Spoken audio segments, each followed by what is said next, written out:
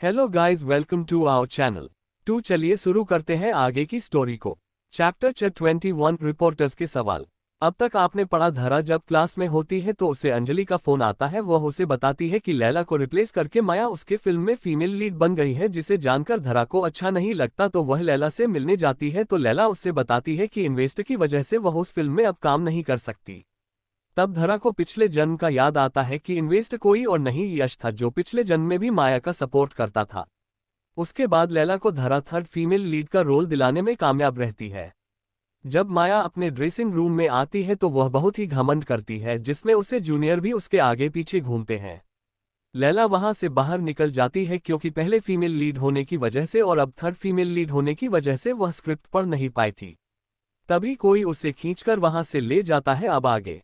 फलक, तुम ये क्या कर रही हो और किस बारे में बात कर रही हो? लैला ने पूछा। लैला, तुम इस बात का दिखाव मत करो कि तुम नहीं जानती कि एंटरटेनमेंट इंडस्ट्री में अपने से बड़े लोगों का कैसे सम्मान करना चाहिए। मिस माहेश्वरी फीमेल लीड है, लेकिन तुमने उसे हेलो भी नहीं कहा। क्या तुम्हें लगता है कि तुम एक बड़ी स्टार हो? मेरे मन में कभी ऐसा नहीं आया। मैं सब अपनी स्क्रिप्ट पढ़ने के लिए जगह ढूंढ रही थी। फलक की बातें बेबुनियाद थी। तुम बहुत अच्छी एक्टिंग कर सकती हो। आज मैं तुम्हें मिस महेश्वरी के लिए सबक सिखाऊंगी। तुम्हें बताऊंगी कि अपने से बड़ों का सम्मान कैसे करना चाहिए और ये भी समझाऊंगी कि फीमेल लीड कौन है। फलक ने अपनी आंखें घुमाए और एक कुटिल मुस्कान दी। उसने अपना हाथ उठाया और लैला के चेहरे पर थप्पड़ मारा। तभी किसी ने उसके हाथ को पकड़ लिया। जब फलक में पीछे देखा तो एक पल के लिए स्तब्ध रह गई और जोर से चिल्लाई, धरा, तुम यहाँ क्या कर रही हो? मिस फलक, क्या तुमने अभी कहा कि हमें बड़ों का सम्मान करना चाहिए? तो चलो मैं तुम्हें बताती हूँ कि यहाँ बड़ा कौन है। और उसने एक थप्पड़ खींचकर फलक को मार दिया। धरा ने फलक के चेहरे पर इतनी जोर से मारा था कि उसके गालों पर धरा के उंगलियों के निशान छप गए थे। फलक की आंखों के सामने एक पल के लिए तो अंधेरा छा गया। फिर उसने अपना चेहरा देखा और पागलों की तरह चिल्लाई, तुमने मुझे मारने की हिम्मत कैसे की?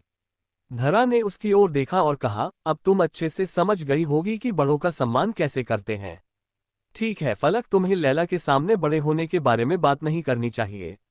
डेब्यू के मामले में लैला ने तुमसे पहले डेब्यू किया था और बहुत सारे रोल भी किए, और इस फिल्म में माया और मेरे अलावा वह थर्ड फीमेल लीड भी है, और तुम इसके बारे में ऐसी बात कैसे कर सकती हो? तुम्हें नहीं लगता कि तुम्हें लैला के साथ ऐसा बर्ताव करने के लिए सजा दी जा सकती है? मैं। धारा के शब्दों ने फलक को अवाक कर दिया। वह वही थी जिसने बड़े होने की बात की थी, और अब अगर उसने इस बात को मना किया तो उसके चेहरे पर ही तमाचा जैसा होगा। इसके अलावा धरा सही थी। इस फिल्म में वह बस एक छोटी सी साइड रोल कर रही थी। हालांकि वह माया का फेवर पाना चाहती थी, इसलिए उसने ये सब किया, और उसे धरा उतनी अच्छी नहीं लगती थी और वह बस सेकंड फीमेल लीड थी। आखिरकार वह उससे अपमानित कैसे हो सकती थी? फलक ने अपनी आंखें घुमाए और अचानक अपनी खोई हुई मुस्कान के साथ बोली, मैं इसे इस तरह से नहीं समझ सकी मिस माहेश्वरी। जब मैंने मिस लैला को इस तरह से वहां से जाते देखा तो मैं इसे बर्दाश्त नहीं कर सकी।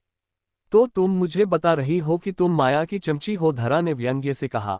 मैं। फलक का चेहरा तुरंत पीला पड़ गया। समझाने की जरूरत नहीं है, धरा उसे बोलने का मौका ही नहीं दे रही थी। अगर तुम डाग नहीं हो तो क्या तुम इतनी वफादार हो सकती हो, या फिर माया ने तुम्हें कुछ दिलाने का वादा किया होगा और इसलिए तुम यहाँ हमें बस परेशान करने आई हो? फलक का चेहरा और भी ज्यादा बेकार हो गया और उसने अपने होठों को काटे। भले ही वह इस बात को मना नहीं कर सकती थी कि वह जो भी बोल रही थी वह सच है, इसलिए उसने धरा की बातों को मना नहीं किया। लैला से तुरंत माफी मांगो, आगे मुझे तुम्हारी इस तरह की शिकायत नहीं मिलनी चाहिए, लगभग धरा ने उसे ऑर्डर देने वाले ढंग से कहा। फलक ने लगभग अपने कोठी काट लिए थे जिससे उसके होठों से खून आने लगा। वह ऐसा करने को तैयार नहीं थी, लेकिन वह ये भी जानती थी कि अगर उसने माफी नहीं मांगी तो हो सकता है कि आगे जाकर उसे ही परेशानी उठानी पड़ी। लैला, मुझे माफ कर दो, मैं अभी बहुत ही गुस्से में थी और अगली बार से मैं ऐसा कोई काम नहीं करूंगी। लैला ने बिना भाव के उसकी ओर देखा, लेकिन वह कुछ नहीं बोली। तुम ये याद रखना, फ्यूचर में तुम्हें लैला से दूर रहना होगा। फलक ने अपने सिर हिलाया और मुड़ी उसकी नजर लैला पर पड़ी और फिर वहां से भाग गई। लैला, क्या तुम ठीक हो? धरा ने पलटकर पूछा। लैला ने अपना सिर हिलाया। ये ठीक है धरा, तुम यहाँ क्यों आए?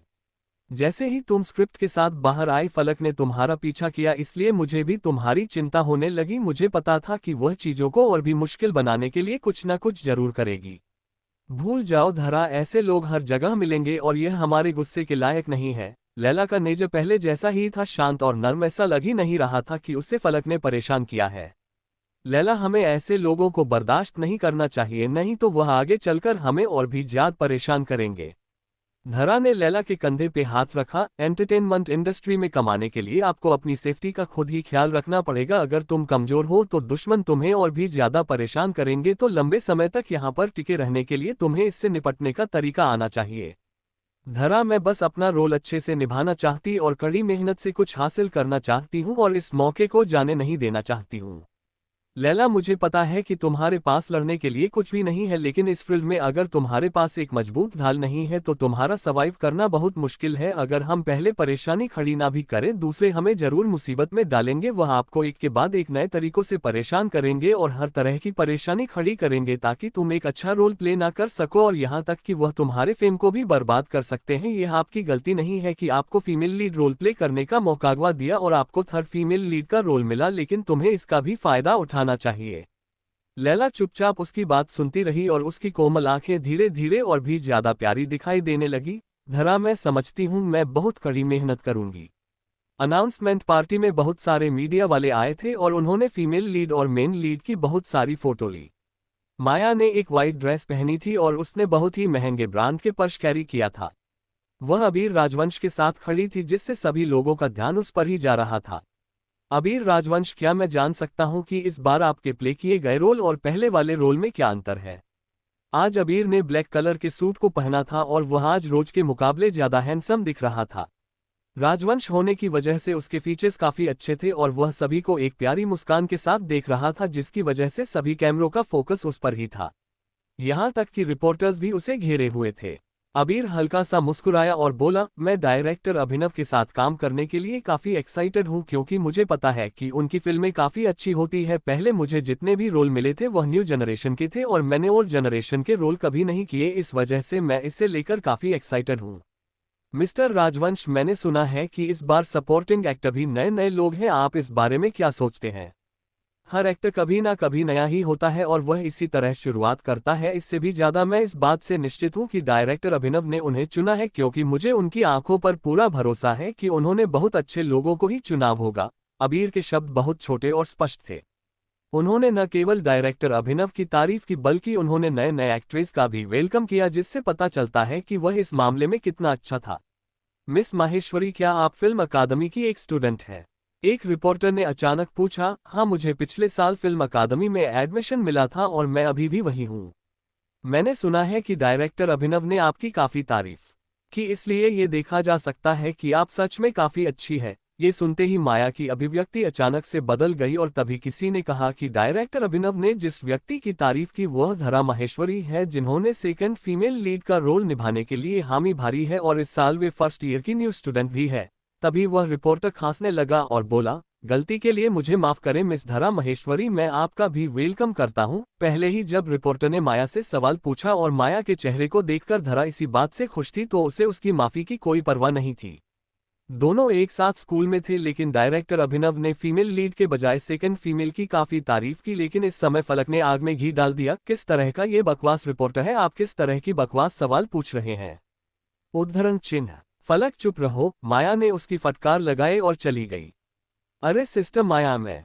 दूसरी तरफ धरा रिपोर्टर से निपटने में व्यस्त थी और अपनी ऊंची हील्स के सैंडल की वजह से काफी परेशान भी थी। जब उसे लगा कि अब वह गिरने ही वाली है तो उसका शरीर थोड़ा झुक गया। वह गिरने वाली थी, तब तक दो मजबूत हाथों ने उसे पकड़ लिया। धरा लगभग अबीर की बाहों में गिर पड़ी, क्योंकि अब उसे खड़े रहा नहीं जा रहा था। तुम ठीक तो हो? अबीर ने चिंता से पूछा। धरा ने अपना सिर हिलाया। हाँ, मैं ठीक हूँ। मेरी मदद करने के लिए आपको थैंक यू। थोड़ी दूरी पर किसी ने उनकी फोटो ली और सामने वाले ने उस फोन को अपने पीछे बैठे एक आदमी को बढ़ा दिया। कौन था वो आदमी जिसने धरा की फोटो ली? क्या माया इतनी आसानी से हार मान जाएगी? क्या होगा जब कबीर को इस बारे में पता चलेगा? जानने के लिए पढ़िए चैप्टर 22, धरा का दर्द और कबीर की केयर। डिनर पार्टी आधी रात तक चला। धरा सबसे मिलने की वजह से काफी ज्यादा ड्रिंक पी चुकी थी। पहले जब उसने शुरू में पीना शुरू किया था तो उसे बस मीठा महसूस हुआ, लेकिन लास्ट में आते आते वह थोड़ा नशे में हो गई थी। वह स्कूल में वापस जाने के बारे में सोच ही रही थी, तभी उसके कानों में एक आवाज सुनाई थी। मैडम, आपने बहुत ज्यादा ड्रिंक कर लिया, मैं आपको लेने आया हूँ। ड्राइवर मुकेश। हाँ मैडम, कार में बैठिए। कार में बहुत अच्छी कलोन की खुशबू आ रही थी। धरा को काफी अच्छा महसूस हुआ। जब वह कार में बैठी तो उसने महसूस किया कि वह खुशबू और भी ज्यादा तेज हो गई। धरा ने उस मौके का फायदा उठाया और सीधे उस इंसान से चिपकते हुए बोली, वाह ये तो बहुत अच्छी खुशबू है। कबीर ने गुस्से से उसकी ओर देखा और बोला, धरा क्या तुमने ड्रिंक की है? धरा ने बस हाँ में सिर हिलाया और अपना छोटा सा मुंह बनाकर उसे देखने लगी। तभी उसे कबीर की ठंडी आवाज आई, तुम कुछ ज्यादा ही मेरे दिए गए छूट का फायदा उठा रही है। तुम्हें किसने कहा कि तुम ड्रिंक कर सकती हो? ठीक है, मैंने बस थोड़ा सा ड्रिंक पिया है।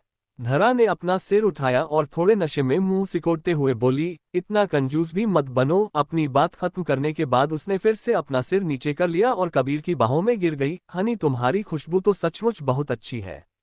कबीर थोड़ा जम गया, धरा तुमने क्या कहा फिर कहो। धरा ने फिर से अपना सिर उठाया और कबीर की ओर देखकर मुस्कुराए और बोली, हनी तुम बहुत सुंदर हो। इस समय उन दोनों के बीच की दूरी लगभग खत्म हो चुकी थी। धरा के गाल ड्रिंक करने की वजह से लाल हो गए थे।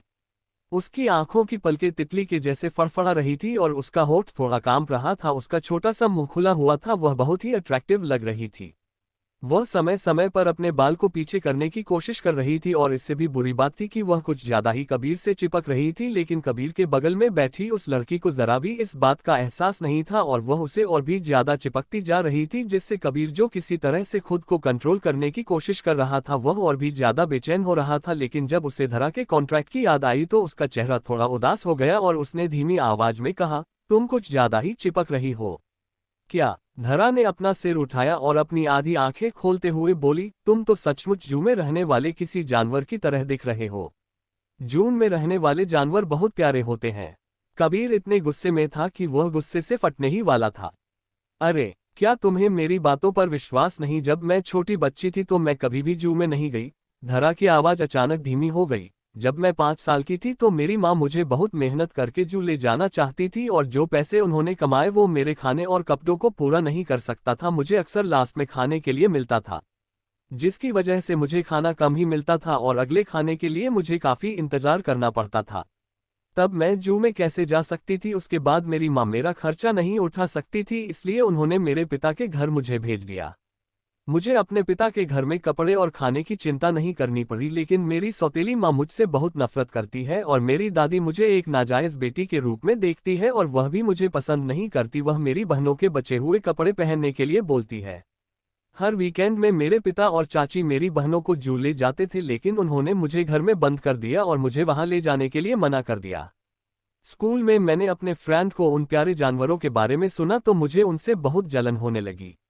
धरा की बातों को कबीर ने चुपचाप केवल सुना तो उसने महसूस किया कि उसका दिल अचानक भारी हो गया और उसे अजीब सा दर्द हुआ। अरे मैंने सोचा जब मैं छोटी थी तो केवल मैं ही जू नहीं गई, पता चला तुम भी जू नहीं गए हो। ठीक है हम साथ चलेंगे। इसके बारे में बोलते हुए वह और भी ज्यादा दुखी लगने लगी। कबीर ने धरा की ओर देखा और वह थोड़ा झुक गया। उसने देखा कि धरा के मुंह के कोने थोड़े मुड़े हुए थे। जाहिर सी बात है कि वह मुस्कुरा रही थी, लेकिन उसकी आंखों के कोने से आंसू भी गिर रहे थे। उस पर कबीर ने यह महसूस हुआ कि सच में उसके दिल में किसी ने छुरा भोंक दिया हो। लगभग उसने अनजाने में उसे हाथ बढ़ाकर धीरे से अपने गले लगा लिया। तभी घर आ गया। घर पर कबीर धरा को वापस कमरे में ले गया। रास्ते में उसका व्यवहार भी अच्छा था। वह सोते हुए वह किसी मासूम बच्चे की तरह लग रही थी जो उसकी बाहों से लिपटी हुई थी। कबीर ने धरा को बिस्तर पर सुलाया। शराब की हल्की सी गंध कबीर के ऊपर से भी आने लगी और उसने जल्दी से चीर कर अपनी टाई खींचते हुए खोल दी। लेकिन जब उसने अपना सिर फिर नीचे किया तो उसने देखा धरा ने एक छोटी सी ड्रेस पहनी थी और वह कपड़े ऐसे डिजाइन हुए थे जैसे वह उसके हॉट फिगर को दिखा रहे हो और यह एक तरह कबीर को उकसा रहे थे। उसने खुद को कंट्रोल किया और उसने उसकी मदद करना चाहा ताकि वह आराम से सो सके। जैसे ही कबीर उसकी पीठ के जीप को खोलने ही वाला था, धरा पलट गई और उसके कबीर को चारों तरफ से पकड़ लिया। धरा ने कबीर को गले लगा लिया। कबीर एक पल के लिए स्तब्ध रह गया। वह उसकी बारी पर गिर गया। फिर उसने एक लंबी सांस छोड़ी।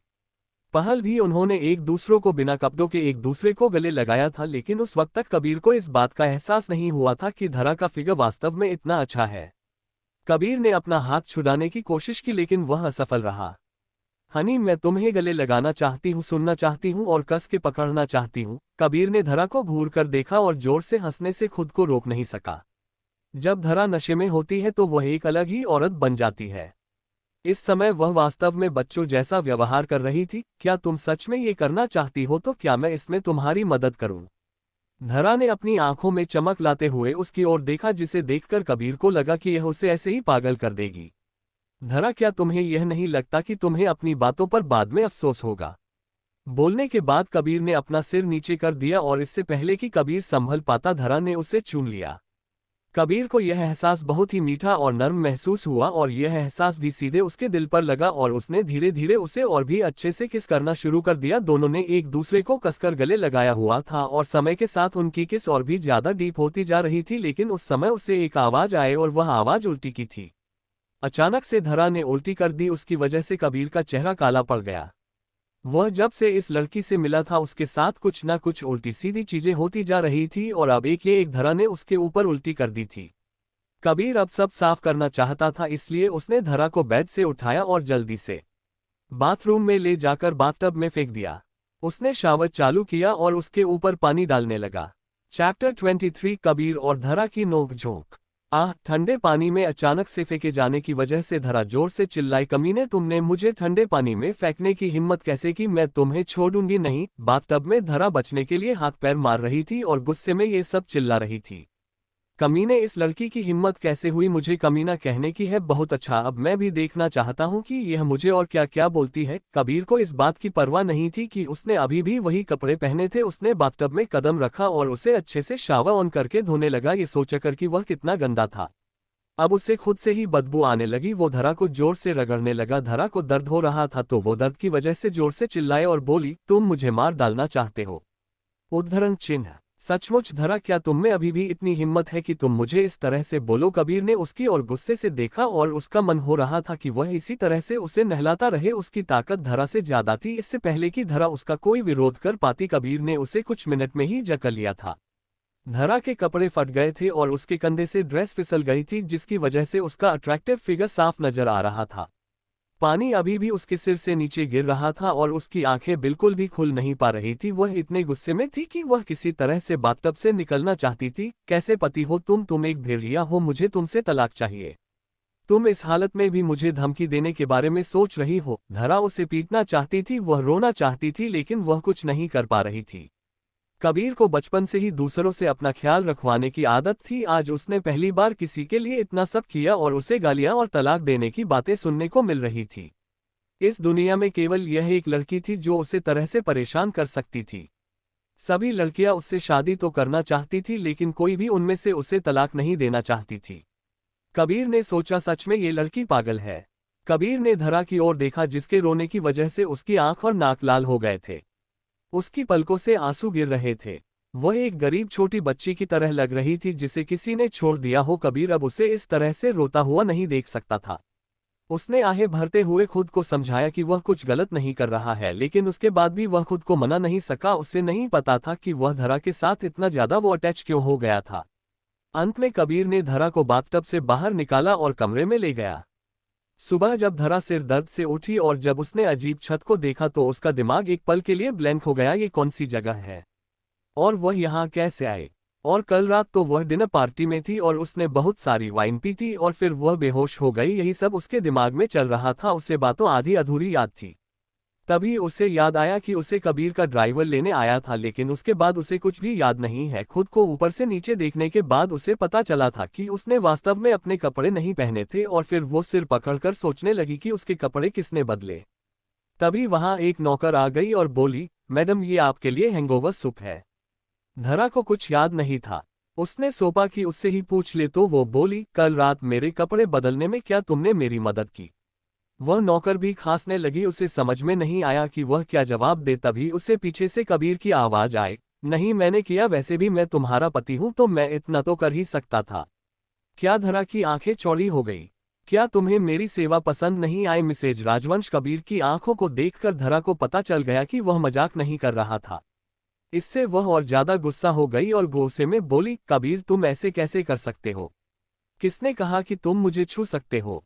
उद्धरण चिन्ह। क्या हुआ, अब तुम्हें मुझे हनी नहीं कहना? कबीर ने धरा की ओर व्यंग्य से देखते हुए कहा, अरे अपनी बकवास बंद करो, तुम्हें किसने हनी बुलाया? धरा ने जवाब दिया। कबीर ने उसे गौर से देखा और बोला, अब तुम इस बात को मना करना चाहती हो? क्या तुम्हें याद नहीं है या फिर मैं तुम्हें याद दिलाने में मदद करूं? धरा को अचानक कुछ महसूस हुआ। कबीर थोड़ा मुस्कुराया, कल रात तुमने मुझे एक बार नहीं बल्कि बार बार हनी कह के बुलाया क्या? धरा ने अपनी आंखें चौड़ी करके उसकी ओर देखा।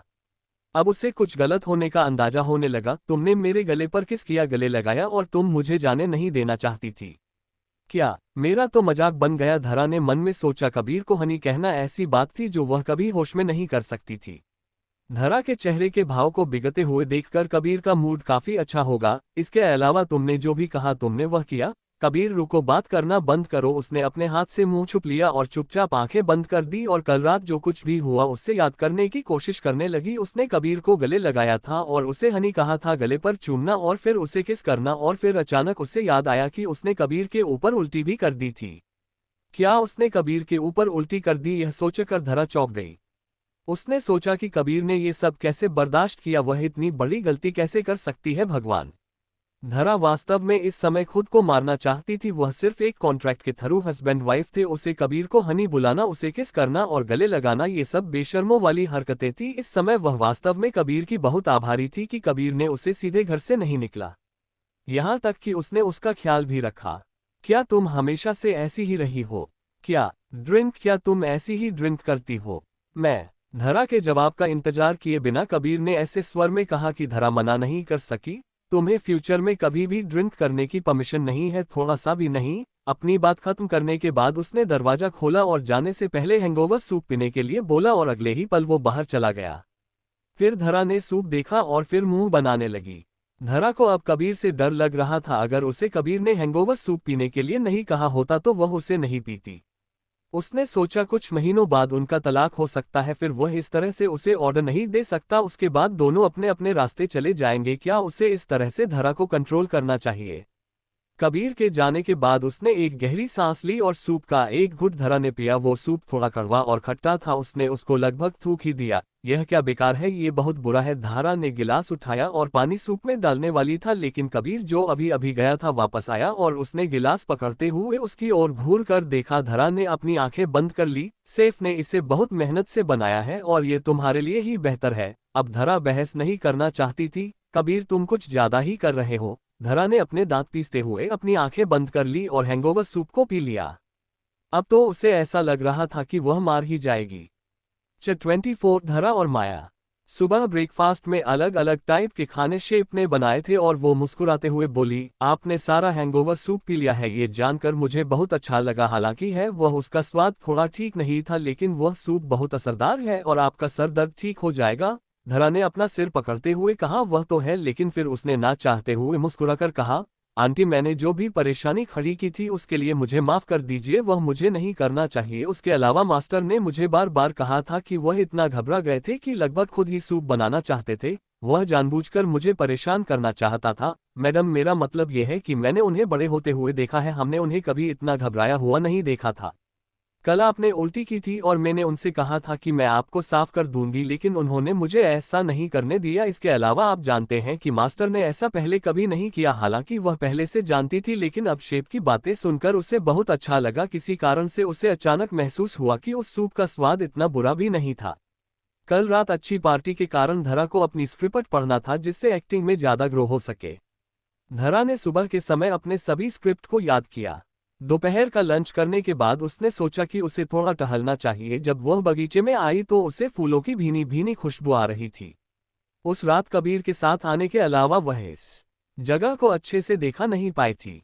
अब उसे पता चल रहा था कि यहाँ पर बहुत ऐसे फूल थे जो आसानी से नहीं मिलते। अनजाने में वह उस जगह पर पहुंची जहां उस रात थोड़ा अंधेरा था। उसका शरीर अभी भी गर्म था। अचानक से उसे ठंड महसूस होने लगा। अनजाने में वो दाएं बाएं देखने लगी और अचानक से अजीब सी छाया उसे याद आने लगी। उसे अपने पीठ पर ठंडा पसीना महसूस हुआ। उसने अपनी गति तेज कर दी, लेकिन उसके 2 कदम चलते ही उसे घास से हंसने की आवाज आई। इस पर उसके रोहटे खड़े हो गए। उसने न जानने का नाटक किया और भागना चाहती थी, लेकिन अचानक से एक सफेद छाया उसके सामने आ गई। भूख धरा तुरंत जम गई। जब वह वापस होश में आई तो सफेद छाया बिना किसी निशान के पास के झाड़ियां में चली गई। क्या उसने अभी जो देखा, क्या वह वही नजारा था जो उसने उस रात देखा था? लेकिन उस रात रोशनी कम थी, लेकिन अब वो उसे बहुत साफ साफ देख सकती थी। उस चीज की गति इतनी तेज थी मानो वह गर्म पहिया हो। उसे तो कुछ प्रतिक्रिया देने का मौका ही नहीं मिला। उसने ये भी देखा कि वह छाया गोले जैसी थी जो बर्फ से ढकी हुई थी। इसके अलावा उसे पता नहीं चल रहा था कि वह क्या चीज था। इस समय वो बहुत डरी हुई थी। उसने अपने आप को काबू करने की कोशिश की और झाड़ियां के पास जाने लगी। अचानक झाड़ियां रुक गई और किसी चीज ने उसे अपनी ओर अट्रैक्ट किया। उसने अपना सिर पीछे किया, लेकिन वह देखकर तुरंत उसकी आंखें चौगी हो गई कि वह सफेद चीज उसके ठीक पीछे खड़ी है। वह गोल था, उसके पूरे शरीर पर बर्फ जैसे सफेद थे।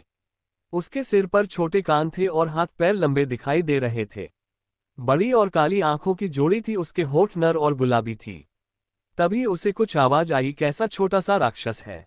एक कुत्ते और बिल्लियां तो नहीं हो सकते, पर बस पूंछ हिलाने और अपने लिए बाहर निकलते हैं। वह आगे नहीं बढ़ी। वह छोटी सी आकृति मुस्कुराए और फिर चमक गई और फिर से फूलों के बगीचे के बीच भाग गई। धरा ने तुरंत उसका पीछा किया, लेकिन उसने फूलों की क्यारी की ओर देखा तो वहां कुछ नहीं मिला। वो हवा की तरह गायब हो गया। धरा कुछ पल के लिए अब वहीं खड़ी रही और उसने सोचा कि क्या इस दुनिया में कोई ऐसा प्यार भूत भी हो सकता है। हॉट ब्रोकन की शूटिंग स्टार्ट हो गई थी। क्योंकि वह एक कॉस्ट्यूम ड्रामा था, उसमें मेकअप करने और कपड़े बदलने में बहुत समय लगता था, इसलिए कलाकार ग्रुप के साथ जल्दी पहुंच गए थे। ड्रेसिंग रूम में पूरे जोश का माहौल था और कई लोग मेकअप आर्टिस्ट से मेकअप करवा रहे थे। सभी एक्टर का मेकअप किट अपना अपना था। माया को एक नया जगह दिया गया था। वह अभी भी सबको परेशान करने के बारे में सोच रही थी। पहले मेरा मेकअप होगा, पहली महिला फर्स्ट फीमेल लीड और सेकंड फीमेल लीड के सपोर्टिंग रोल, जो एंटरटेनमेंट में फेमस मेकअप आर्टिस्ट के रूप में स्टूडेंट थी। क्योंकि उस समय उसकी तबीयत थोड़ी खराब थी तो वो जाने के बजाय उसमें ही शामिल हो गई थी। इस समय शनि धरा का मेकअप करने वाली थी और तभी उसे माया के रोने की आवाज से सुनाई दी। वह थोड़ा शर्मिंदा हुई। धरा कमरे से थोड़ा पीछे हो चुकी और शनि को देखकर मुस्कुराई, मैं खुद कर लूंगी शनि, आप जाओ और उनकी मदद करो, मैं जल्दी में नहीं हूँ। अब वहां वो जल्दी से वहां पहुंची और बाकी लोगों आपस में बात करते हुए मेकअप का इंतजार करते हैं। शनि अभी देर से पहुंची। वो धरा की उदारता को देखकर दिल गर्माहट महसूस कर रही थी। माया के ड्रेसिंग टेबल के बॉक्स को खोलकर शनि मेकअप करने वाली थी। उसका हाथ हटाकर माया बोलने लगी, मेरे चेहरे पर कैसा मेकअप किया है, क्या मेरी स्किन बर्बाद हो जाएगी। शनि को बहुत आश्चर्य हुआ। उसने तुरंत समझाया, मिस महेश्वरी, ये कोई बेकार प्रोडक्ट्स नहीं है, ये एक बड़े ब्रांड का मेकअप सेट है, ये पूरी तरह से अच्छा है। शनि ने से फिर समझाया, इस प्रकार के कॉस्मेटिक में आपका कवरेज काफी अच्छा होगा और फोटो भी काफी अच्छी आएगी। तुम्हारा क्या मतलब है कि मेरी स्किन अच्छी नहीं है।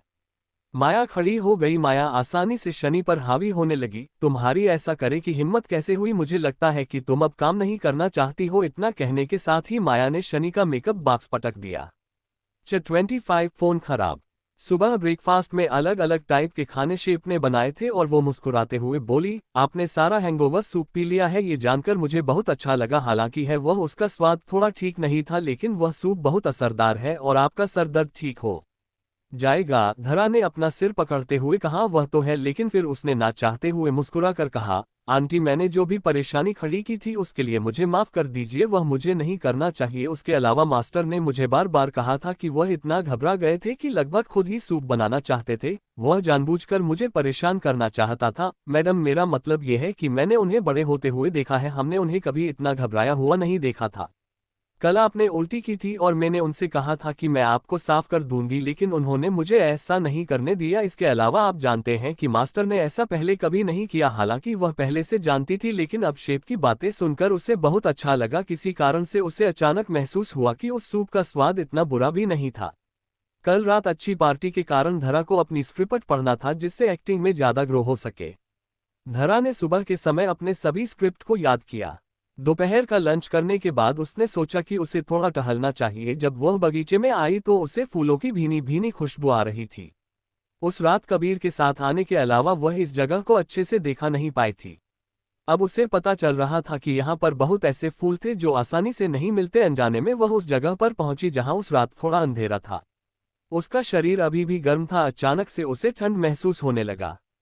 अनजाने में वो दाएं बाएं देखने लगी और अचानक से अजीब सी छाया उसे याद आने लगी। उसे अपने पीठ पर ठंडा पसीना महसूस हुआ। उसने अपनी गति तेज कर दी, लेकिन उसके 2 कदम चलते ही उसे घास से हंसने की आवाज आई। इस पर उसके रोहटे खड़े हो गए। उसने न जानने का नाटक किया और भागना चाहती थी, लेकिन अचानक से एक सफेद छाया उसके सामने आ गई। भूख धरा तुरंत जम गई। जब वह वापस होश में आई तो सफेद छाया बिना किसी निशान के पास के झाड़ियां में चली गई। क्या उसने अभी जो देखा, क्या वह वही नजारा था जो उसने उस रात देखा था?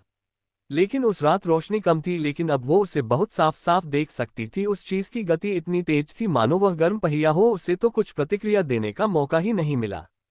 उसने ये भी देखा कि वह छाया गोले जैसी थी जो बर्फ से ढकी हुई थी। इसके अलावा उसे पता नहीं चल रहा था कि वह क्या चीज था। इस समय वो बहुत डरी हुई थी। उसने अपने आप को काबू करने की कोशिश की और झाड़ियां के पास जाने लगी। अचानक झाड़ियां रुक गई और किसी चीज ने उसे अपनी ओर अट्रैक्ट किया। उसने अपना सिर पीछे किया, लेकिन वह देखकर तुरंत उसकी आंखें चौगी हो गई कि वह सफेद चीज उसके ठीक पीछे खड़ी है। वह गोल था, उसके पूरे शरीर पर बर्फ जैसे सफेद थे। उसके सिर पर छोटे कान थे और हाथ पैर लंबे दिखाई दे रहे थे। बड़ी और काली आंखों की जोड़ी थी, उसके होठ नर और गुलाबी थी। तभी उसे कुछ आवाज आई, कैसा छोटा सा राक्षस है।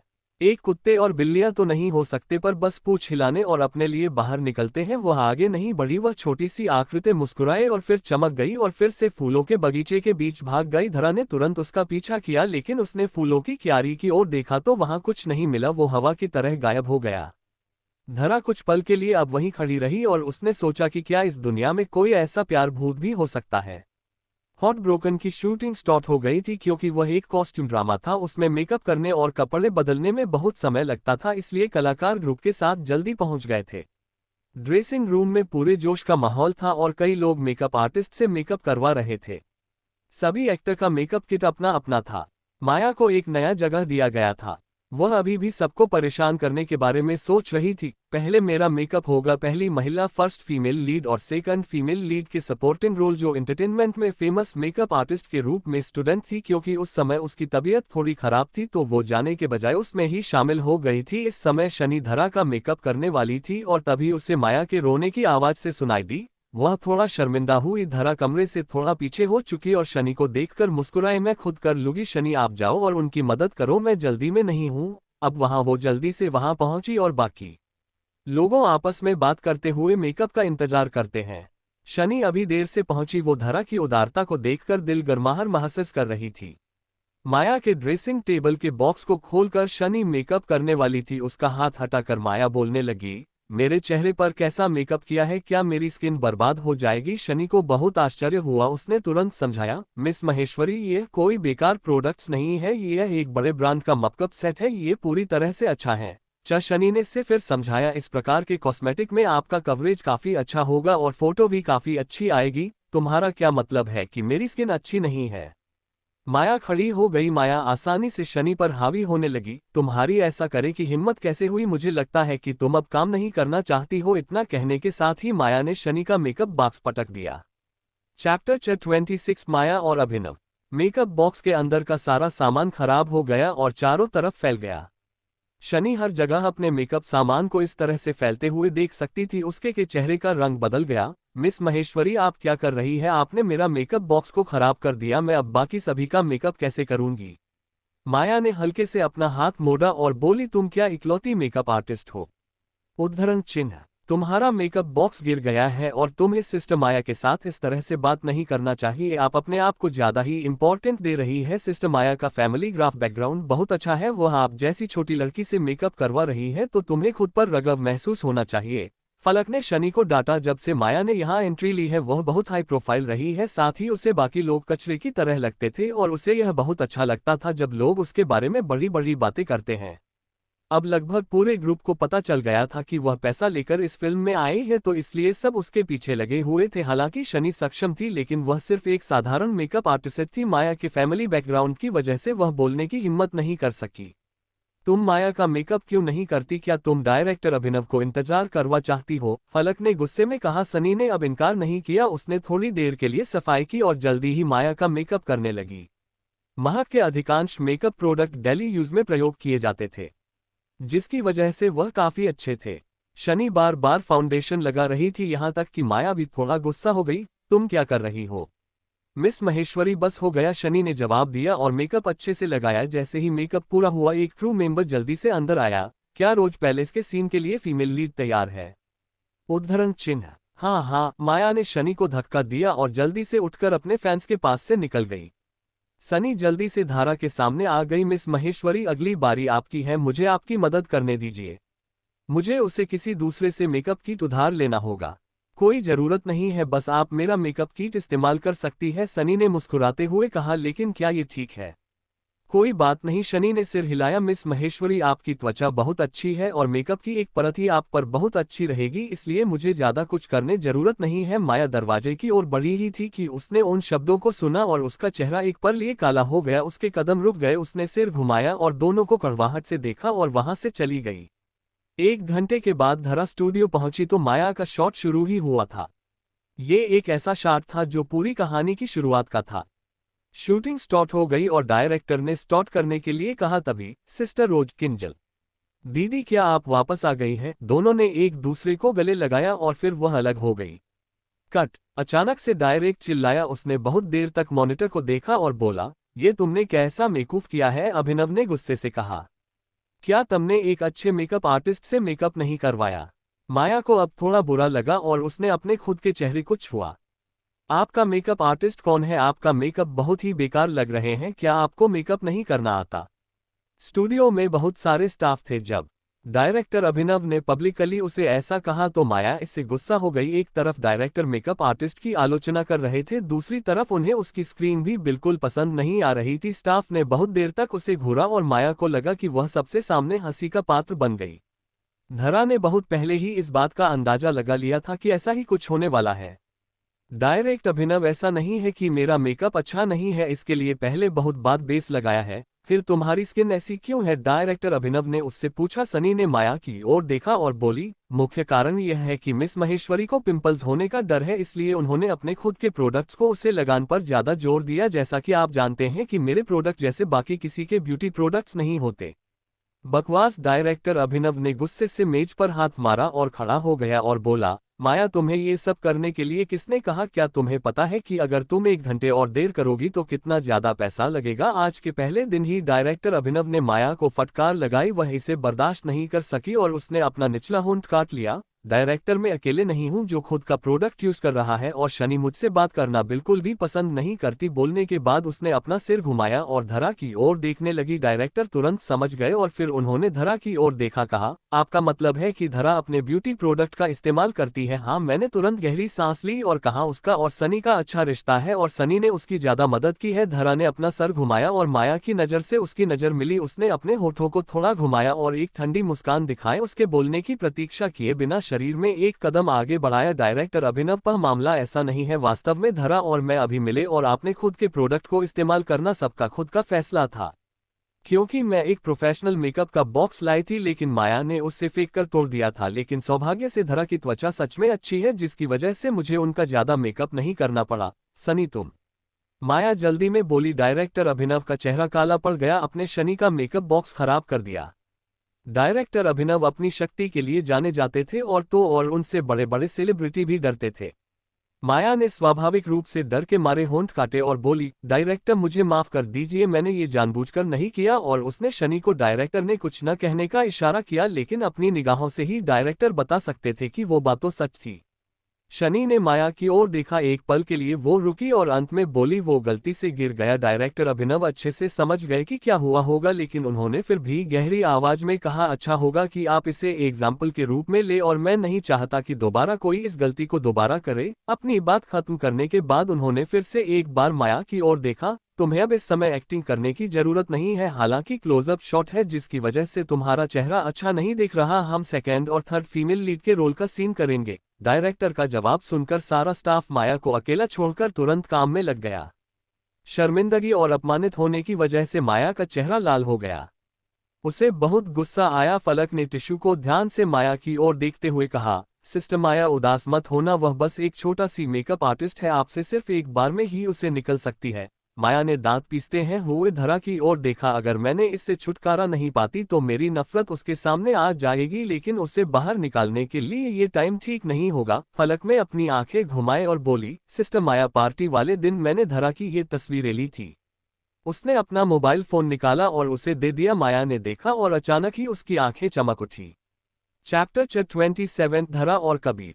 अब तक आपने पढ़ा, माया शनि का मेकअप किट खराब कर देती है, जिसकी वजह से शनि को माया का मेकअप माया के किट से ही करना पड़ता है। बाद में जब वह अपने सूट पर आती है तो अभिनव को काफी गुस्सा आता है, क्योंकि उसे जितनी उम्मीद थी उसका उतना अच्छा मेकअप नहीं हुआ था, जिसकी वजह से वह काफी नाराज हो जाते हैं। तब शनि उसे बताती है कि माया ने खुद का प्रोडक्ट इस्तेमाल करने के लिए कहा है, जिससे अभिनव को माया पर और भी ज्यादा गुस्सा आ जाता है। ये देखकर माया को काफी शर्मिंदगी महसूस होती है और वह अभी भी धरा और शनि को ही इसका दोषी बनती है, जिसकी वजह से वह ठान लेती है कि वह धरा से बदला लेकर ही रहेगी। लेकिन तभी उसे पता चलता है कि फलक ने डिनर पार्टी वाले दिन धरा की अभीर के साथ फोटो ली है, जिससे वह काफी खुश हो जाती है। अब आगे इस वीक में धरा के पास ज्यादा सीन नहीं थे, इसलिए उसने सूट जल्दी ही खत्म कर लिया। उसे लेने कार आई थी जिसमें वह बैठकर जाने वाली थी। तभी उसे एहसास हुआ कि कबीर भी उस कार में था। हालांकि कबीर के आने के बारे में उससे वह पूछ भी नहीं सकती थी, हालांकि उसे इसमें कोई इंटरेस्ट नहीं था कि वह यहाँ क्या कर रहा था। लेकिन वह कार जिस डायरेक्शन में जा रही थी उसे देखकर लग रहा था कि वह घर नहीं जा रहे हैं।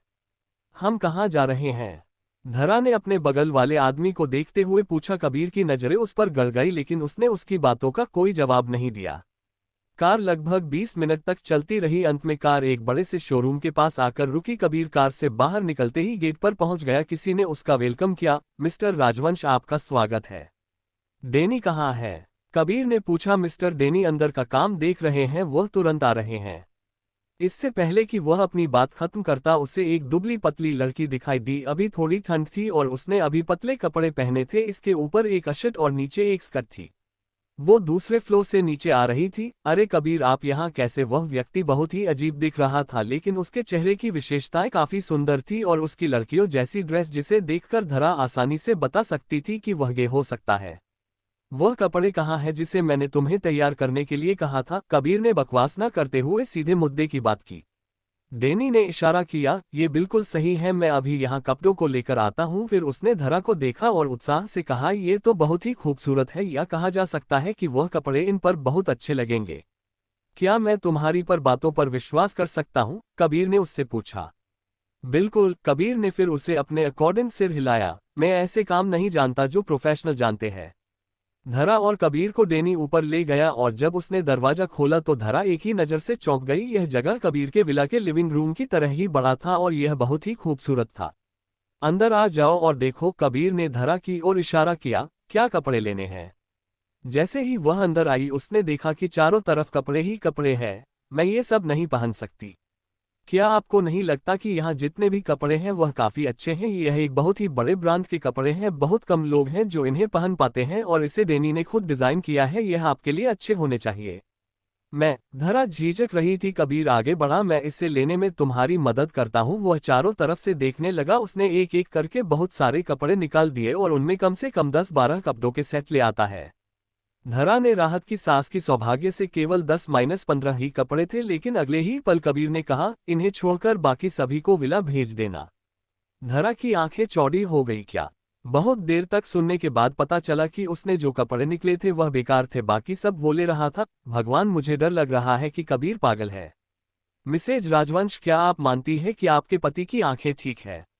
लेकिन कबीर, यह कपड़े शादी के दौरान मिस्टर राजवंश ही मिसेज राजवंश का सारा खर्चा उठाएंगे। ये तुम्हारा अधिकार है। कबीर के पतले होंठ से यह शब्द निकले और वह काफी अच्छे मूड में लग रहा था। अभी जाओ और अपने कपड़े बदलो, कबीर ने थोड़ा नाराजगी के साथ कहा। धरा ने खुद की ओर देखा। क्यों? ये बहुत अच्छे हैं। उद्धरण चिन्ह। अगर मैं तुम्हें इसे बदलने के लिए कह रहा हूं तो तुम्हें इसे बदलना ही होगा। कबीर ने धरा ने अब कोई बात नहीं की और वह सीधे एक वाइट ड्रेस के पास गया और उसे थमा दिया। धरा को मजबूरी में चेंजिंग रूम में जाना पड़ा। वह उसे काफी अजीब लग रहा था। कुछ मिनट बाद ही चेंजिंग रूम से धरा बाहर आए। अच्छी फिटिंग और वन पीस कट होने की वजह से उसका फिगर काफी अच्छा था। उसके पैर भी काफी अच्छे दिख रहे थे। वह बहुत सेक्सी लग रही थी। जब वह सेट से बाहर आई थी तब उसके चेहरे पर हल्का मेकअप था और वह इस समय बहुत ही ज्यादा सुंदर लग रही थी। सफेद ड्रेस पर उसका पर्सनैलिटी एक कमल के सुंदर फूलों की तरह हो गई थी। कबीर की नज़र धरा पर इस तरह से टिकी थी कि वह उसे छोड़ना ही नहीं चाहता था। जब तक वह सामने नहीं आ गई वह उसे देखता रहा। मुझे इस तरह के कपड़े की आदत नहीं है। धरा ने अजीब तरह से नीचे देखा। अगर तुम इस तरह के कपड़े हमेशा पहनोगी तो तुम्हें इसकी आदत हो जाएगी। उसकी पीठ को देखते हुए धरा अपनी जीभ बाहर निकलने से खुद को रोक नहीं सकी। कार में बैठने के बाद धरा को पता चला कि वह घर नहीं जा रहे बल्कि राजवंश के पुराने विला जा रहे हैं। आपने ये पहले क्यों नहीं बताया? धरा ने कबीर की ओर नाराजगी से देखा। मैं बिल्कुल तैयार नहीं थी। किसकी तैयारी करनी है तुम्हें? मैं अपने दिल और दिमाग दोनों से तैयार नहीं हूँ। धरा ने हल्के से गुस्से में कहा, कबीर क्या हम सिर्फ कॉन्ट्रैक्ट वाली शादी नहीं की है, हमें अभी आपके माता पिता से मिलने की क्या जरूरत है। कबीर की नजरें उसके चेहरे पर पड़ी, उसने धीरे से कहा, कॉन्ट्रैक्ट की शादी भी शादी होती है, तुम मेरी पत्नी हो और मैं तुम्हारा पति हूँ, क्या ये तुम नहीं हो जो अपने पति के साथ परिवार के डिनर पार्टी जिसे जाना चाहिए। धरा ने कुछ कहना चाहा लेकिन उसे लग कि वह उसकी बातों को मना नहीं कर सकती और वह चुप हो गई। हालांकि वह हमेशा अपने बारे में ही सोचती रहती, इसके अलावा उसने कभी भी कबीर के बारे में नहीं सोचा। अब जब वह किसी से नहीं डरती थी तो उसे कबीर के परिवार से डरने की क्या जरूरत है। उसका परिवार उसे खा नहीं जाएगा। राजवंश परिवार का पुराना घर बहुत ही अच्छे एरिया में था जहां पर बहुत हाई सिक्योरिटी थी और वहां बड़े बड़े लोगों के ही घर हुआ करते हैं। कबीर के परिवार के पुराने घर में जाने से पहले उन्हें 3-3 बार चेकिंग से गुजरना पड़ा। जैसे ही उनकी कार विला के गार्डन एरिया से गुजरी उन्हें चारों तरफ हरियाली ही हरियाली दिखाई दे रही थी। घर बहुत ही बड़ा और पुराने जमाने की तरह लग रहा था क्योंकि वह बहुत ही पुराना था। जब धरा ने ये सब देखा तो वह जम गई। धरा एकटक उधर ही देखने लगी लेकिन तभी कबीर ने उसका हाथ पकड़ लिया। उसके ऐसा करने से धरा के दिल में रगमाहट भर गई। कबीर को लगा था कि धरा डर गई है इसलिए उसने धरा का हाथ पकड़ लिया था। क्या होगा जब कबीर के घर वाले धरा से मिलेंगे? क्या उन्हें धरा पसंद आएगी? क्या करने वाली है माया उन फोटोज के साथ जानने के लिए पढ़िए चैप्टर 28 फैमिली डिनर। अब तक आपने पढ़ा जब धरा सेट से घर जाने के लिए बाहर आई तो उसे कार में कबीर दिखा। उसे अजीब लगा लेकिन उसने कुछ नहीं कहा। फिर उसे पता चला कि कबीर उसे विला ना ले जाकर कहीं दूसरी जगह ले जा रहा है। जब वह वहां पहुंचे तो धरा को पता चला कि वह एक डिजाइनर के शोरूम में आए थे जहां से कबीर ने धरा के लिए कपड़े लिए और उसे दूसरे कपड़े पहन कर आने के लिए कहा। जब धरा ने इसके बारे में पूछा तब उसे पता चला कि कबीर अपनी फैमिली के साथ डिनर करने जा रहा है। इसके बारे में सोचकर धरा को पहले तो अच्छा नहीं लगा लेकिन फिर बाद में कबीर के समझाने पर वह मान गई। अब आगे तुम इतनी देर से क्यों आए? दादाजी तुम्हारा कब से इंतजार कर रहे हैं। जैसे ही वह दरवाजे से अंदर आए एक काफी सुंदर और सभ्य महिला सामने आई। उनकी बातों में प्यार साफ साफ दिख रहा था। उनकी प्यार भरी बातें सुनकर बताया जा सकता था कि वह कितनी अच्छी है। मुझे थोड़ा कुछ काम था इसलिए थोड़ा देर हो गया। कबीर ने धरा को आगे खींचा और कहा, और यह मेरी पत्नी है। दरअसल धरा ने पहले ही इस बात का अनुमान लगा लिया था कि वह औरत काफी कुछ कबीर की तरह दिखती थी, इसलिए उसे समझते देर नहीं लगी कि वह कबीर की माँ होगी। क्या तुम ही धरा हो? तो फाइनली हम अब मिल रहे हैं। दादाजी और दादी हर दिन कबीर को बोलते थे कि वह तुम्हें घर लेकर आए और उन्होंने इस बात की शिकायत भी की थी कि कबीर एक अच्छा पोता नहीं बन पा रहा है।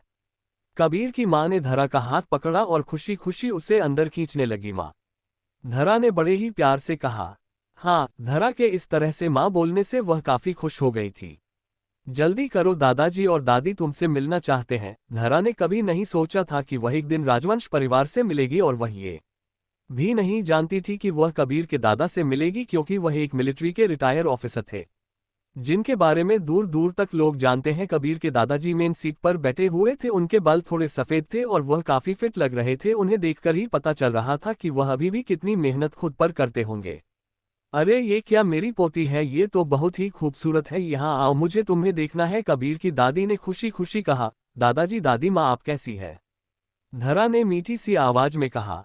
हम बहुत अच्छे हैं। धरा को भी कबीर की दादी ने खींच लिया। फिर कबीर की ओर देखने के लिए मुड़ी और बोली, तुम बहुत बदमाश हो। तुमने हमारी इतनी खूबसूरत पोती को छुपा कर रखा था और बिना बताए शादी भी कर ली।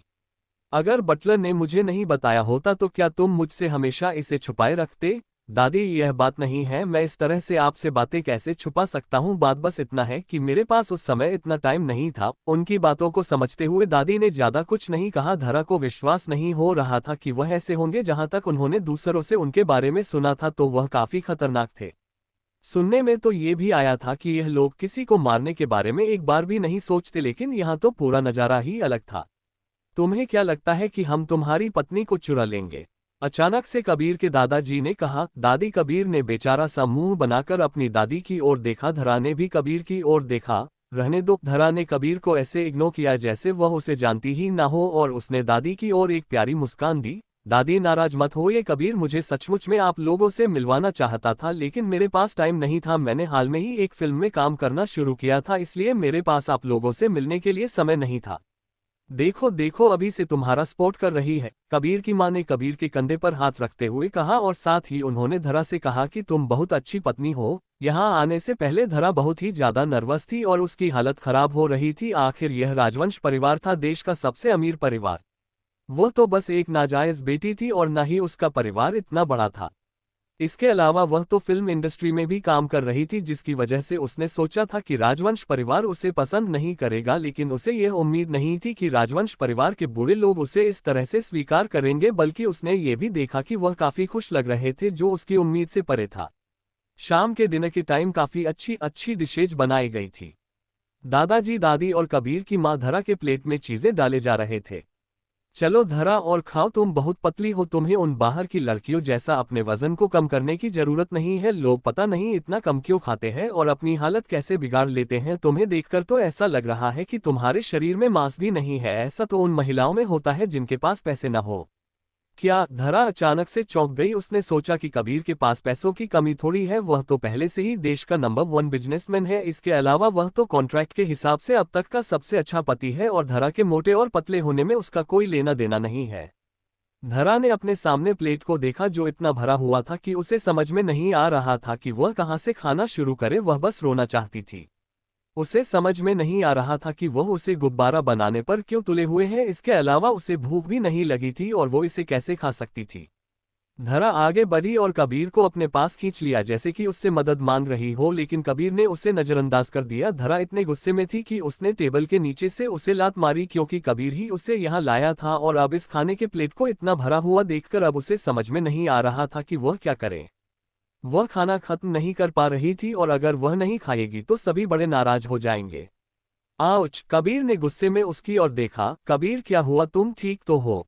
कबीर की मां ने पूछा। कबीर ने जानबूझकर या अनजाने में धरा की ओर देखा और ऐसे मुस्कुराया जैसे कह रहा हो कि यह सब धरा ने किया हो। सब ठीक है, मुझे अभी अभी एक जंगली बिल्ली ने पंजा मार दिया। क्या जंगली बिल्ली? कबीर की मां भी चौंक गई। यहाँ जंगली बिल्ली कहाँ से आ गई? कबीर की दादी को भी आश्चर्य हुआ। क्या बगीचे में कोई बिल्ली आई थी?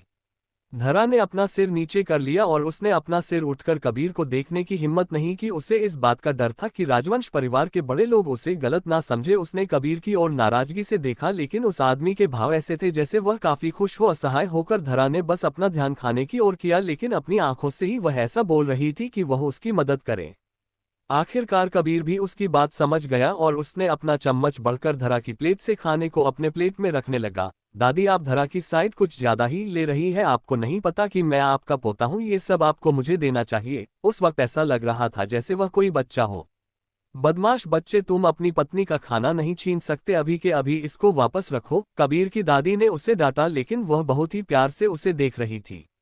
कबीर भी मुस्कुराया और बोला, उसके प्लेट में जो भी है वह काफी अच्छा है, मैं उसकी प्लेट से भी खा सकता हूँ। अपनी बात खत्म करने के बाद उसने धरा की प्लेट से कुछ और खाने को उठाया और थोड़ी देर बाद उसने आधे से ज्यादा प्लेट खाली कर दिया। भले ही कबीर ने उसका ज्यादा से ज्यादा खाना खुद ही खा लिया हो, लेकिन फिर भी धरा को इतना सब खाने में काफी मेहनत करनी पड़ी। उसने सोचा कि अब वह अपने घर जा सकती है, लेकिन उसने सोचा नहीं था कि सभी घर वाले उसे रुकने के लिए कहेंगे। चाहे कुछ भी हो, वह दोनों स्वाभाविक रूप से उन्हें मना नहीं कर सके। धरा ढेर सारे गिफ्ट बॉक्स लेकर कमरे में लौटी। ये सब क्या है? धरा ने बॉक्स की ओर इशारा करते हुए कबीर से पूछा। कबीर ने कहा, ये सब तुम्हारे लिए है। धरा ने कुछ देर तक सोच और एक एक करके सारे गिफ्ट को खोलने लगी। उसने देखा उसे बहुत सारी ज्वेलरी और विला गिफ्ट मिले थे। धरा को लगा कि उसकी आंखें ही बाहर आ जाएंगी। ये सब तुम्हारे लिए है। कबीर उसके पास बैठ गया और उसे देखने लगा। धरा पूरी तरह अवाक रह गई। उसने सोचा कि राजवंश परिवार के लोग काफी उदार थे, लेकिन उसे उम्मीद नहीं थी कि वह इतने ज्यादा उदार होंगे। अकेले कबीर के दादाजी ने ही उसे एक विला दिया था जिसकी कीमत कई करोड़ में थी। कबीर, क्या तुम मेरी मदद करोगे इसे उन्हें वापस देने में? धरा ने पूछा। चैप्टर 29 कबीर की मां की जासूसी। अब तक आपने पढ़ा, कबीर धरा को अपने घर ले जाता है, जहां उसके परिवार वालों को धरा बहुत पसंद आती है। धरा को भी कबीर का परिवार बहुत पसंद आता है।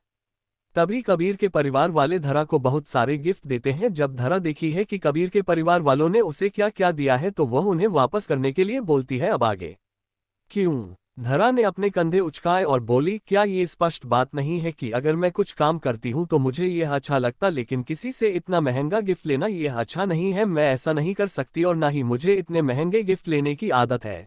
कबीर ने हल्की सी स्माइल की और उसकी ओर देखा। ये तुम्हें बहुत महंगा लग रहा है, लेकिन तुम्हें पता नहीं है कि राजवंश परिवार की बहू के लिए ये कुछ भी नहीं है। क्या ये महंगा नहीं है? यह आदमी सचमुच में पैसे को नकली नोट समझते हैं। उनकी नज़र में करोड़ों के पैसे कुछ भी नहीं है। लेकिन ये भी तो सच है कि उनकी पोता बहुत नकली है। हालांकि धरा को पैसे पसंद है, लेकिन वह राजवंश परिवार का फायदा नहीं उठाना चाहती थी। अचानक से जैसे ही उसने अपनी बात खत्म की, कबीर तेजी से उसके पास आया और उसका चेहरा लगभग ऊपर करते हुए बोला, तुम नकली बहू कैसे हुई? हमने कोर्ट मैरिज की है। दोनों की नाक आपस में टकराने लगी। जब धरा को एहसास हुआ कि कबीर उसके कितना नजदीक है तो उसने अपनी आंखें उठाई। उस टाइम एक पल के लिए दोनों रुक गए, तभी उन्हें कुछ आवाज आई। उन दोनों के दिल की धड़कन इतनी तेज थी कि बाहर तक सुनाई दे रही थी। धरा को लगा कि उसके आसपास की हवा गर्म हो गई है। दोनों की आंखें एक दूसरे पर जम सी गई थी। धरा को ऐसा लगा कि उसकी धड़कन नहीं रुक गई है। उसने अपनी आंखें नीचे कर ली और अगले ही पल उसकी नाक कबीर की नाक से छू गए। कबीर के रगम होठ धरा के होठ से बस मिलने ही वाले थे। ये देखकर धरा ने अपनी आंखें बंद कर ली। अचानक ही उस रात की यादें ताज़ा हो गई। जैसे ही उन दोनों के होठ आपस में मिलने वाले थे तभी फोन की घंटी बजी। वह दोनों चौंक गए। धरा ने जल्दी से कबीर से दूरी बना ली और वह खड़ी हो गई। वह खिड़की के बाहर चली गई लेकिन उसके गाल अभी भी लाल थे।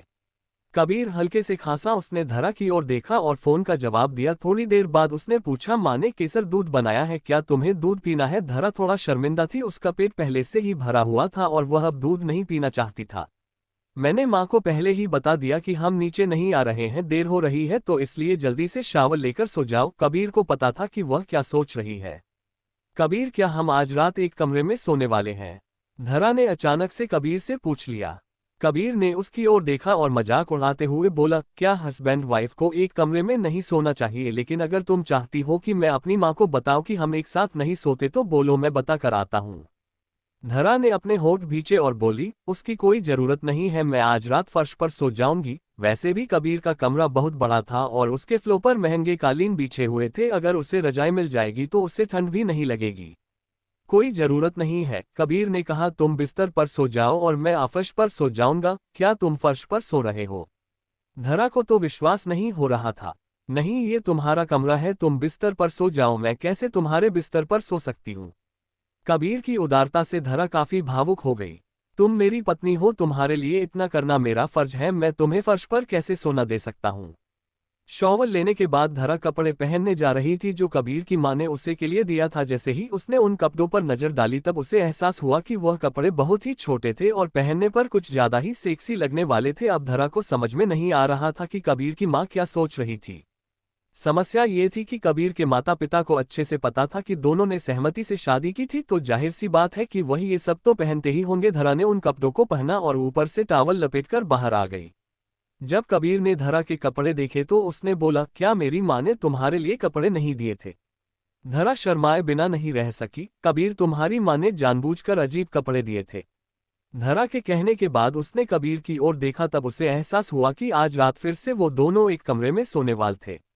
कबीर ने उसकी ओर देखा। उसका पूरी शरीर हालांकि ढका हुआ था लेकिन फिर भी उसे पता था कि वह कैसी दिख रही होगी। उसने धरा के खुले हुए पैर को देखा। अचानक कबीर को गर्मी लगने लगी और उसने अपनी आंखें दूसरी ओर घुमा ली। बिस्तर पर जाने के बाद धरा ने अपने शरीर पर लिपटा हुआ टॉवल हटाकर साइड में रख दिया और खुद को जल्दी से ब्लैंकेट में लपेट लिया। उधर कबीर भी फर्श पर लेट गया और उसने लाइट बंद कर दी। कमरे में अंधेरा हो गया था। आसपास का माहौल शांत था, केवल सांसों की आवाज ही सुनाई दे रही थी। धरा को बिल्कुल भी नींद नहीं आ रही थी। ऐसा इसलिए नहीं था कि कबीर उसके साथ था, बल्कि उसे इस बात का डर था कि कबीर फर्श पर सो रहा है। अगर उसे कुछ हो गया तो पता नहीं लोग उसके बारे में क्या सोचेंगे। तभी अचानक से दरवाजे पर किसी ने नॉक किया। धरा और कबीर दोनों चौंक गए। दरवाजा कौन खटखटा रहा है? अगले सेकंड कबीर ने लाइट चालू कर दी और जैसे ही पूछने वाला था तभी उसे उसकी माँ की आवाज आई, कबीर, धरा, क्या तुम जाग रहे हो? कबीर और धरा जल्दी से एक दूसरे की ओर देखने लगे और फिर जमीन पर पड़े ब्लैंकेट को देखकर कबीर घबराहट के साथ जमीन से उठा और जल्दी से ब्लैंकेट लेकर उसे नहीं पता था कि कहाँ जाए। माँ, बस एक मिनट रुको, कबीर ने जल्दी से कहा। धरा भी थोड़ा घबरा रही थी लेकिन उसने सामने कबीर को इशारा किया। कबीर भी समझ गया। उसने ब्लैंकेट को अंदर रख दिया, फिर धरा के ब्लैंकेट को उठाकर बिस्तर पर चला गया और अपनी बाहों को धरा के चारों ओर डाल दिया। उसके बाद कबीर ने गेट को रिमोट से खोल दिया। तभी कमरे का दरवाजा बाहर से खोला गया। कबीर की माँ मुस्कुराते हुए अंदर आई। उनकी आंखें उन दोनों पर ही जमी हुई थी। वह थोड़ा मुस्कुरा रही थी। मुझे पता था कि तुम इतनी जल्दी सो नहीं पाए होगे।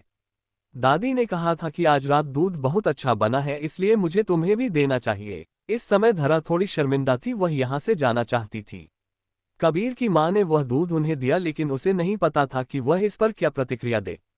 क्या ऐसा हो सकता है कि राजवंश परिवार के लोगों को कबीर की शादी को लेकर अभी भी डाउट था? माँ आपने पहले ही ईद भेजा था और मैं अभी बहुत बिजी हूँ, कबीर ने लापरवाही से कहा। लेकिन उसकी ऐसी बातें सुनकर धरा को बहुत शर्म आई। जब कबीर की माँ ने सुन तो उनका मुंह बंद हो गया।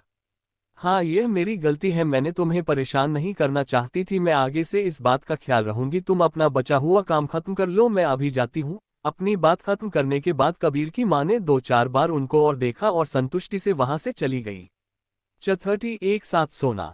अब तक आपने पढ़ा धरा और कबीर को कबीर के परिवार वाले वहीं रुकने के लिए बोलते हैं तो कबीर इस बात के लिए मान जाता है। फिर रात में धरा देखी है कि उसे इतने महंगे गिफ्ट मिले हैं तो पहले वह उन्हें वापस करना चाहती है, लेकिन कबीर उसे समझता है तो वह मान जाती है। जब सोने का टाइम आता है तो धरा नीचे सोना चाहती थी, लेकिन कबीर उसे मना कर देता है, जिसकी वजह से कबीर को नीचे सोना पड़ता है। तभी कबीर की माँ उनके रूम में नॉक करती है, जिसकी वजह से दोनों को बिस्तर पर सोने का नाटक करना पड़ता है। थोड़ी देर बाद कबीर की माँ उनकी जासूसी करके वहां से चली जाती है। अब आगे कमरा थोड़ी देर के लिए शांत हो गया था। कबीर और धरा अभी भी एक दूसरे को गले लगाए हुए थे।